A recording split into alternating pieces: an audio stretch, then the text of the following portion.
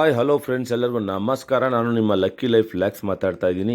ಇವತ್ತಿನ ದಿನ ನಾನು ನಿಮಗೆ ಒಂದು ಪವಾಡ ಪುರುಷ ಅಥವಾ ಪವಾಡಗಳನ್ನೇ ನಡೆಯುವಂಥ ದೇವಾಲಯ, ಅದೇನೇ ಹದ್ದಿನಕಲ್ಲು ಆಂಜನೇಯನ ದೇವಾಲಯ ಅಂತಲೇ ಹೇಳ್ಬೋದು.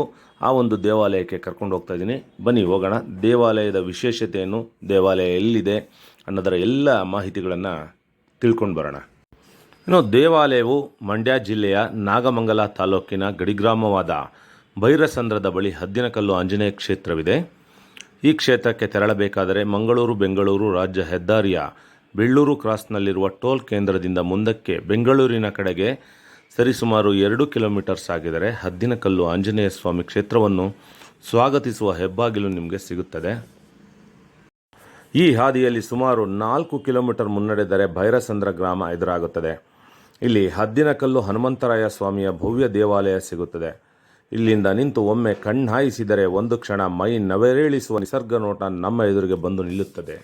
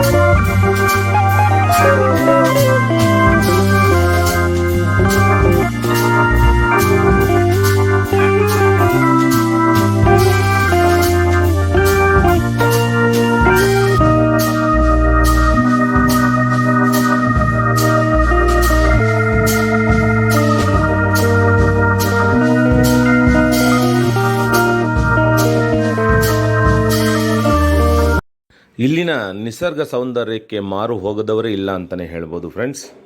ಕೆಂಪು ಕಲ್ಲಿನಿಂದ ಆವೃತವಾದ ಬೃಹತ್ ಬೆಟ್ಟ, ಅದರ ನಡುವೆ ಬೆಳೆದು ನಿಂತ ಹಸಿರು ಸಿರಿ, ಅದರ ಮೇಲೆ ವಿರಾಜಮಾನವಾಗಿ ಕಂಗೊಳಿಸುವ ಆಂಜನೇಯ ತಮ್ಮ ಭಕ್ತರನ್ನು ಸೆಳೆಯುತ್ತಾನೆ. ಹಾಗೆಂದು ಆಂಜನೇಯನನ್ನು ಅಷ್ಟು ಸುಲಭವಾಗಿ ನೋಡಲು ಸಾಧ್ಯವಿಲ್ಲ. ಈತನ ಬಳಿಗೆ ತೆರಳಬೇಕಾದರೆ ಹದ್ದಿನಕಲ್ಲು ಹನುಮಂತರಾಯ ಸ್ವಾಮಿ ದೇವಾಲಯದ ಪಕ್ಕದ ರಸ್ತೆಯಲ್ಲಿ ಕಡಿದಾದ ಹಾದಿಯಲ್ಲಿ ಸುಮಾರು 1,000 ಮೆಟ್ಟಿಲುಗಳನ್ನು ಏರಲೇಬೇಕು. ಹೀಗೆ ಬೆಟ್ಟ ಏರುತ್ತಾ ಹೋಗುವಾಗ ಹಾದಿಯುದ್ದಕ್ಕೂ ವಾನರರ ಸೇನೆ ತಮ್ಮನ್ನು ಆತ್ಮೀಯವಾಗಿ ಸ್ವಾಗತ ಮಾಡುತ್ತಾರೆ ಅಂತಲೇ ಹೇಳ್ಬೋದು.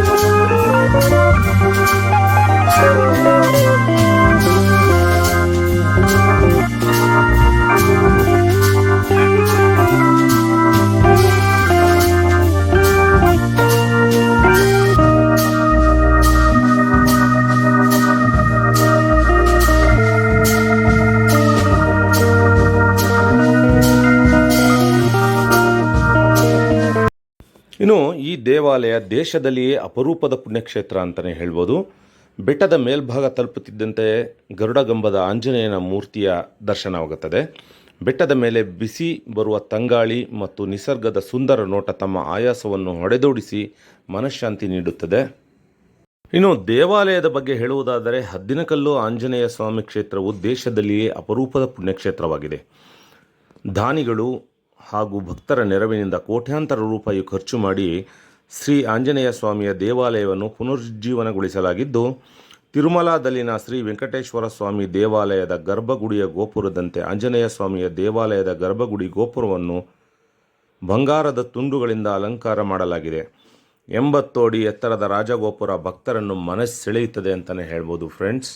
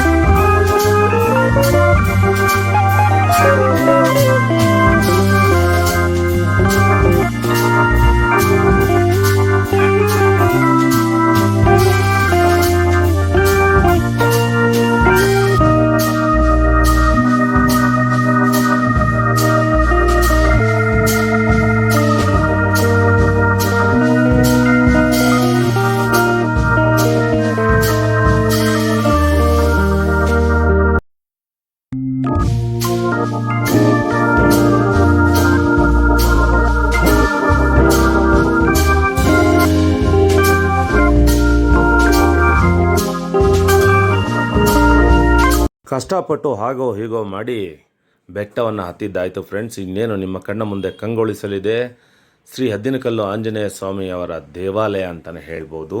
ಈ ದೇವಾಲಯದ ಮತ್ತೊಂದು ಅಚ್ಚರಿ ಏನು ಅಂತ ಹೇಳಿದ್ರೆ, ಅಚ್ಚರಿ ಆದರೂ ಅದು ಸತ್ಯ, ನೀವು ನಂಬಲೇಬೇಕು. ಸಾಮಾನ್ಯವಾಗಿ ಆಂಜನೇಯನ ದೇವಾಲಯಗಳಲ್ಲಿ ಶ್ರೀರಾಮನ ಮೂರ್ತಿ ಇರುತ್ತದೆ, ಅಲ್ಲದೆ ರಾಮನಿಗೂ ಸಹ ಪೂಜೆ ನಡೆಯುತ್ತದೆ.